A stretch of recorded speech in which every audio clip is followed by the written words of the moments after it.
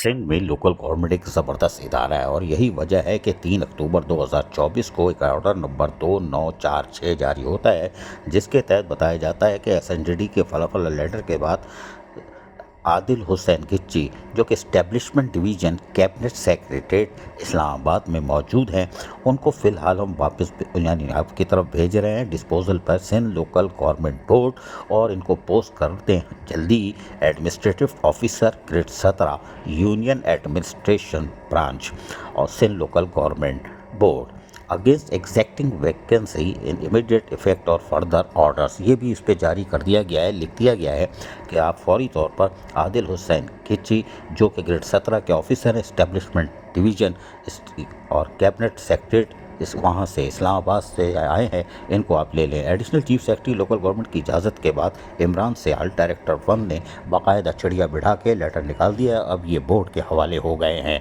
और यकीनी तौर पर ये पीर को चार्ज भी ले लेंगे, इसलिए कि ले लेना चाहिए क्योंकि ये बेहतरीन मौका है और लोकल गवर्नमेंट बोर्ड की अहमियत और हिफातियत भी आपको समझ में आ रही होगी कि इस्लामाबाद से अफसर लोकल गवर्नमेंट बोर्ड आ रहे हैं। इसकी तारीफ दूर दूर तक की जा रही है।